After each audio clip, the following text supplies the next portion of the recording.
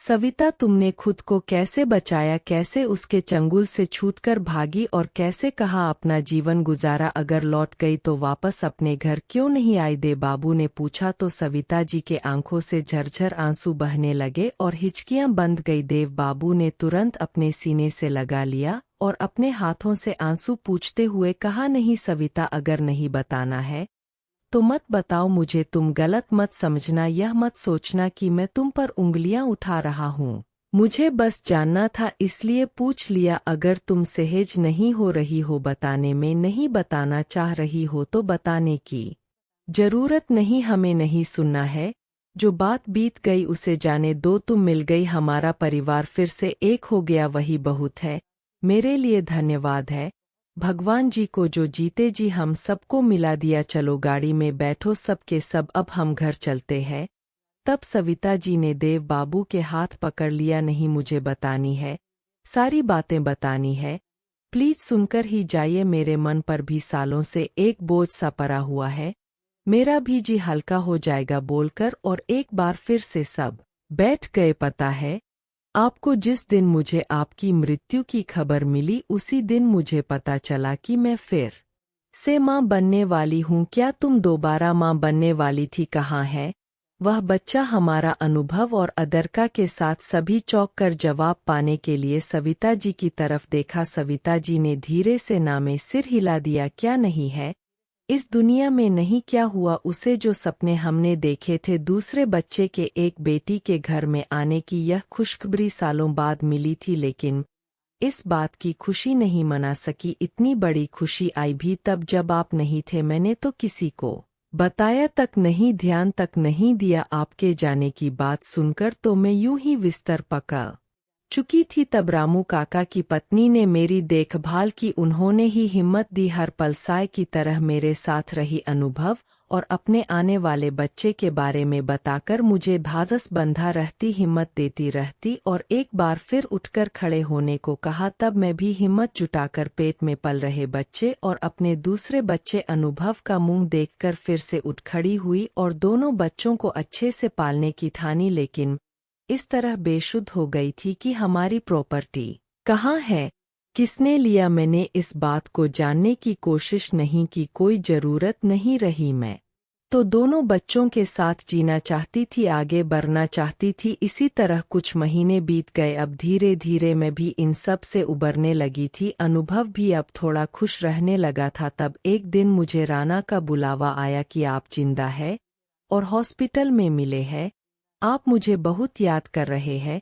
संयोग बस उस दिन तीज था, मैंने व्रत कर लिया और अच्छे से श्रृंगार कर निकलने लगी। तभी अनुभव ने पूछा, माँ आप कहाँ जा रही है? तब मैंने कहा, पापा को लाने जा रही हूँ। पर हॉस्पिटल जाने के बजाय राना ने मुझे अपने घर आने को कहा, यह कहकर कि हम उनके साथ साथ जाएंगे। लेकिन वहां पहुंचकर मेरे होश उड़ गए। वहां का माहौल कुछ ठीक नहीं लगा। राना के साथ वहां कुछ और लोग थे जो मुझे देखकर अजीब तरह से हंसने लगे। डर से मेरे हाथ पैर ठंडे पड़ने लगे। फिर भी मैंने हिम्मत करके पूछा, किस हॉस्पिटल में है? देव मुझे बता दीजिए, मैं अकेली चली जाऊंगी। अरे नहीं भाभी जी, आप अकेली कहाँ जाएंगे, हमारे आदमी है ना, आपके के साथ जाएंगे। राना ने कुटिल हंसी हंसते हुए कहा, अरे यह सब क्यों जाएंगे, आप सिर्फ बता दीजिए किस अस्पताल में है, मैं अकेली चले जाऊंगी। तभी राना ने ठहाके लगाते हुए कहा, अरे भाभी जी आप कितनी भोली है, इतना भी नहीं समझ में आता जो इंसान एक बार मर जाता है वह दोबारा जीवित नहीं होता क्या? फिर आपने मुझसे झूठ क्यों बोला, क्यों कहा कि वो जीवित है? मुझे यहाँ क्यों बुलाया? देखो तो कितनी भूल है। मेरी भाभी कुछ समझ नहीं आ रहा है, इन्हें तो कोई बात नहीं, हम समझा देते हैं।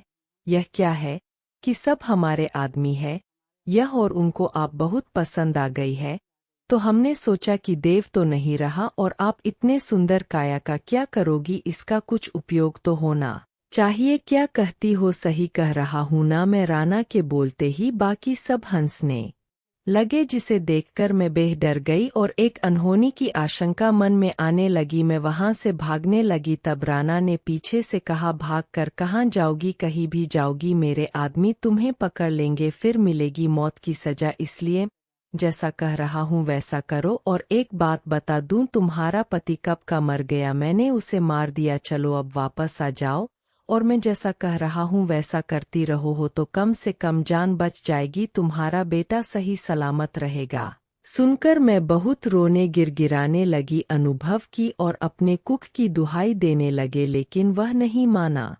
और जब उसके आदमी ने मुझे खरीदने से इनकार कर दिया तब उसकी पत्नी रक्षा ने मुझे दवाई दे दी और अगले दिन मेरा गर्भ गिर गया बोलकर सविता जी एक बार फिर फूट फूट कर रोने लगी। साथ में बाकी सबके आंखों से आंसू बह रहे थे। अमायरा ने तो पूरा सर झुका लिया था। मेरे बच्चे के खोने के बाद मुझे एक आदमी के हाथ भेज दिया और वह फोन पर किसी से इंडिया के बाहर ले जाने की बात कर रहा था। जिस गोदाम टाइप के घर में मुझे रखा गया था वहां पर और 6 लड़कियां थी और सभी काफी डरी हुई थी, रो रही थी। मैंने तभी मन ही मन ठान लिया कि किसी भी तरह उसको सबको उबार लूंगी। एक तो मेरा उपवास था, ऊपर से रक्षा ने भी कुछ खाने को नहीं दिया था। भूख के मारे मैं बेहाल हो रही थी, अधम सी हो गई थी। मन ही मन भगवान से प्रार्थना करने लगी, हमें बचा लो। तभी वहां 2 आदमी आया और हम सबको बस में बिठाकर पता नहीं कहीं लेकर जाने लगे। हम सभी बस में गुमसुम बैठे थे, ना बोलने की हिम्मत थी ना रोने की ताकत, और वे सभी हम पर नजर रखे थे, घूर रहे थे। कोई चालाकी या होशियारी मत करना वरना जान से हाथ तो बैठोगे। बाहर हर जगह हमारे आदमी बैठे हैं।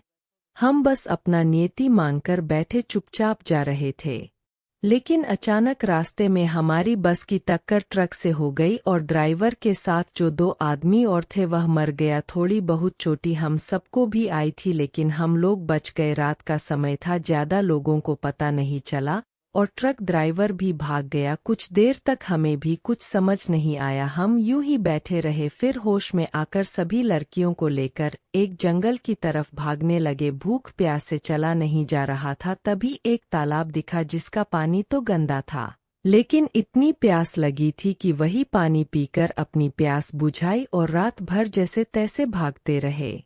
और सुबह होते होते एक स्टेशन पर सहारा लिया। डर हमें अभी भी लग रहा था कहीं राना के आदमी हमें पकड़ ना ले, उसे पता चल गया होगा तो हमें ढूंढ रहे होंगे। परंतु जब कुछ देर तक कोई नहीं आया तब मैंने सभी लड़कियों के नाम और पता पूछा। उसमें से 2 लड़कियां अपने घर चली गई और बाकी 4 लड़कियां थी, उसका कोई नहीं था, अनाथ थी वह। अब मैं सोचने लगी इन चारों को लेकर क्या करूं, कहां जाऊं। अपने घर आती तो राना को जरूर पता लग जाता, तब मेरे साथ इन चारों बच्चे की भी जान संकट में आ जाता। तब मैं घर जाने का इरादा बदल दिया और चारों बच्ची को लेकर एक गरीब बस्ती में चली गई, जहां मैंने कितने घरों में दरवाजा खटखटाया और रहने के लिए थोड़ी सी जगह मांगी। यह चारों मेरी बेटी है और मेरा कोई नहीं है।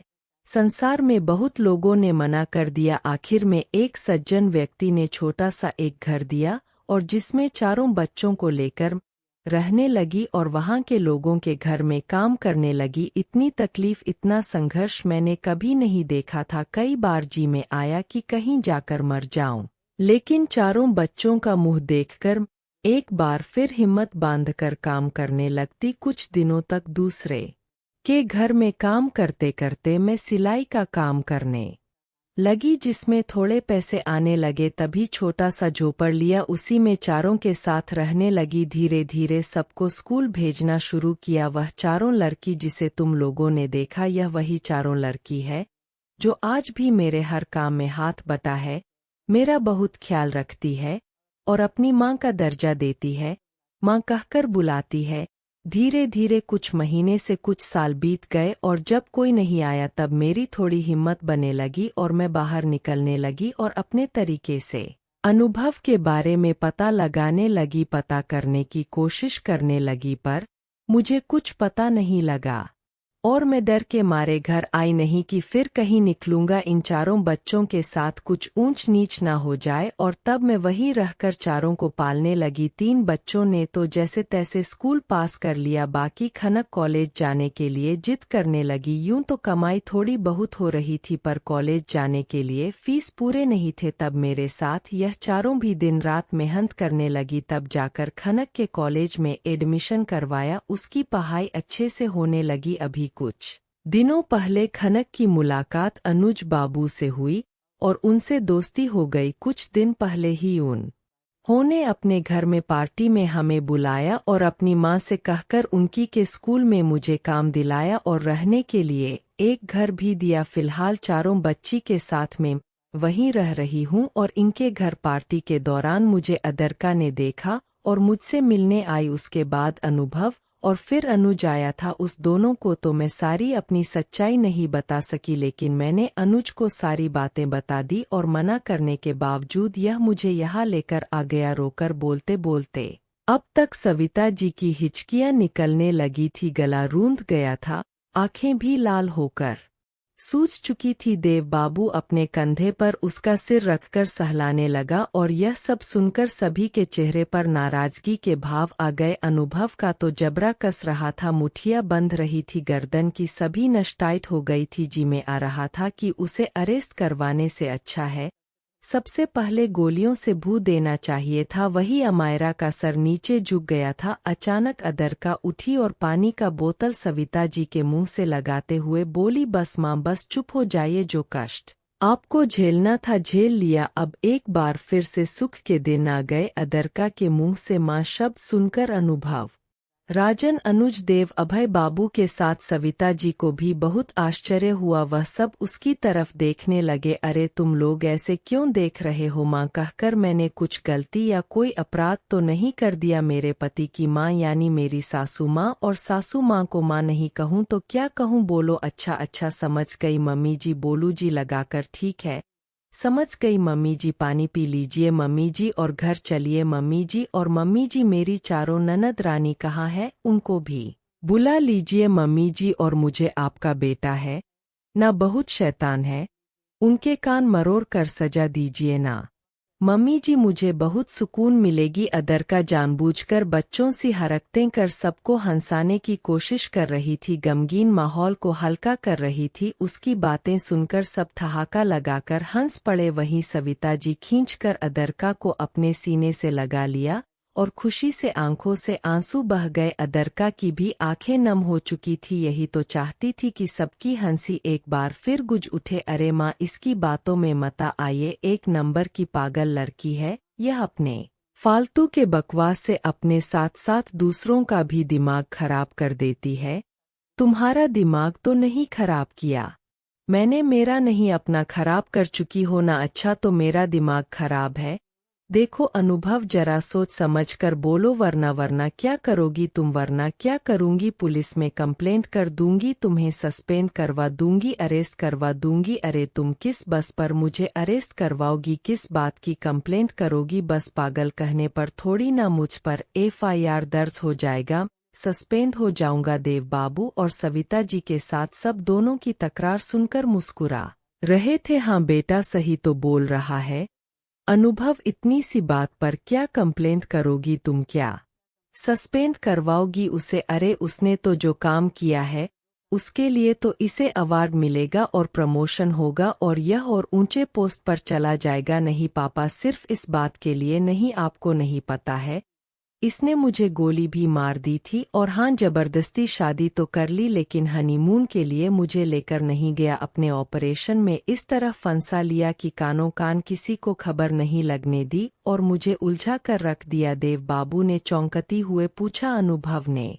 शूट किया तुम्हें, लेकिन क्यों, अरे क्या बोल रही हो तुम, गलती से लग गई थी पापा, जानबूझकर नहीं मारा था मैंने, और फिर मैंने तुम्हारा ट्रीटमेंट भी तो कराया, मैंने कितनी सेवा की तुम्हारी, यह तो तुमने नहीं बताया पापा मम्मी को। हाँ तो क्यों बताओ, तुमने मुझे चोट पहुंचाई तो सेवा कौन करेगा, और मेरी शिकायत तो लगा दी, अपनी बातों का क्या, मेरी बातें क्या, मैं क्या किया, कुछ भी नहीं। क्या बताओ तुम जो मुझसे छुप छुप कर पुलिस को सारा इन्फॉर्मेशन मेरे बारे में दे रही थी, पेंटिंग के जरिए सारा कुछ बता रही थी, कौन बोलेगा, बोलो जरा अपना सुंदर सा मुंह खोलो। अब अदरका सक पका गई, यह तुम्हें किसने कहा, किसने कहा, वाह आपकी इतनी छोटी सी हाइट है, इतना छोटा सा दिमाग है तो इतना चलता है, और मेरी हाइट बॉडी के साथ बड़ा दिमाग है तो मेरा नहीं चलता है। मम्मी जी देख रहे हैं अपने बेटे को, जब से शादी हुई है शादी क्या? जिस दिन मेरा किडनैप किया उसी दिन से मुझे छोटी हाइट के लिए चिढ़ा रहे हैं। मैं तो इस बात के लिए भी कम कलेक्ट करूंगी। तुम बात बदलो मत, जल्दी बताओ तुमने मेरे बारे में पुलिस को क्यों इन्फॉर्म किया? क्या कहा उन्हें? क्योंकि मुझे पता चल गया था कि ऑस्ट्रेलिया में कुछ लड़कियों को तुम रखे हो। तब मुझे संदेह हो गया कि कहीं तुम भी तो नहीं सब के साथ मिले हो, इसलिए अब समझे। लेकिन मुझे पता चल गया कि तुम इवॉल्व नहीं हो और वह लड़कियों को तुमने बचाया है राना से। वह सब वहां पल भर रही है और पढ़ाई भी कर रही है, और यह सब तुम अपने पैसों से कर रहे हो। दोनों की तकरार देखकर सब हंस रहे थे। तब सविता जी बोली, बेटा लंबाई से कुछ नहीं होता और रंग रूप और लंबाई मैच होने से परफेक्ट जोड़ी नहीं होती। तुम लंबाई में भले ही मेरे बेटे से बहुत छोटी हो, लेकिन तुम दोनों को देखकर मुझे ऐसा लग रहा है कि तुम दोनों ही एक दूसरे के लिए बने हो, परफेक्ट हो। नहीं माँ, मैं नहीं इसे झेल सकता, यह मेरे लिए तो नहीं बनी है। यह तुम क्या बोल रहे हो? ऐसे नहीं बोलते बेटा, तुम दोनों पति पत्नी हो और यह तुमसे बहुत प्यार करती है, देव बाबू ने कहा। तब सविता जी बोली, और हाँ आद्रिका बेटा, तुम पति को तुम नहीं बोलते, आपके हेक बुलाना। इतने रिस्पेक्ट तो मैं नहीं दूंगी इसे, मुझे चाहिए भी नहीं तुमसे। अब कुत्ते बिल्ली की तरह लड़ना बंद करो और चलो यहाँ से। वह चारों बच्चे भी इंतजार कर रही होगी, उसे सबको भी बुला लो और अनुभव रामू को इन्फॉर्म कर दो, ग्रांड वेलकम की तैयारी करे। आज हम दोनों बाप बेटा का एक साथ गृह प्रवेश करेंगे अपने अपने जीवन संगिनी के साथ। सुनकर सभी के चेहरे पर बड़ी मुस्कान आ गई। तभी अनुज का फोन बजा, देखा तो खनक कॉल कर रही थी। अनुज ने तुरंत रिसीव किया तो कहा, अनुज माँ घर में नहीं है, काफी देर से नहीं दिख रही है। स्कूल में भी फोन किया था, वहां भी नहीं है। कनक कांति को भी कॉल किया तो वहां भी नहीं है। पता नहीं कहाँ चली गई, आपको पता है क्या? कब से ट्राई कर रही हूँ, उनका फोन भी नहीं लग रहा है। चिंता मत करो, सविता आंटी मेरे साथ है और वह एक बहुत बड़ा गुड न्यूज़ लेकर आ रहा हूँ। तुम चारों बहनें भी अच्छे से रेडी होने हो जाओ, मैं लेने आ रहा हूँ तुम चारों को। क्या गुड न्यूज है अनुज, हमें भी बताओ ना। यह फोन पर नहीं आकर बताता हूँ। तुम चारों बहन अच्छे से रेडी हो जाओ। तभी अमायरा बोली, मुझे भी कुछ कहना है। हाँ बोलो जीजू, मैं अपने सारे गुनाह कबूल करती हूँ और हाँ आप मुझे पसंद थे, बस मैं इसके लिए अदरका के साथ बुरा बर्ताव करना चाहती थी ताकि आपकी लाइफ से मैं आ सकूं, पर यकीन कीजिए अब मेरे मन में ऐसा कोई भाव नहीं है और अपने किए पर मुझे बहुत पछतावा है। मैं सच कहती हूँ, पापा के बारे में मैं सिर्फ इतना जानती थी कि हथियारों के साथ गोल्ड की तस्करी करते हैं। यह ह्यूमन ट्रैफिकिंग वाली बात नहीं पता थी, सच में नहीं पता थी। अपनी सारी गलतियां स्वीकार करती हूँ। अगर आप मुझे कोई पनिशमेंट देना चाहते हैं तो मैं उसके लिए तैयार हूँ, बोलकर उसने एक बार फिर सिर झुका लिया। कुछ देर तक किसी ने कुछ नहीं बोला तो राजन का कलेजा धक धक करने लगा। वह स्टारों में अनुभव को मना करने लगा। आद्रिका भी परेशान हो गई। तब अनुभव ने कहा, सजा की हकदार तो तुम हो, लेकिन तुमने अपनी गलती स्वीकार कर ली और तुम्हारी बातों में सच्चाई भी है। और अदरका ने सही कहा, पनिशमेंट तो तुम्हें मिल गई, तुम्हारे सर से माँ बाप का साया उठ गया। अब तुम हमेशा के लिए अकेली हो गई, और जब अपने परिवार का माँ बाप का साया उठ जाए तब कितना दुख होता है। यह कितनी बड़ी सजा होती है, यह मुझसे और अधिका से बेहतर कौन जान सकता है।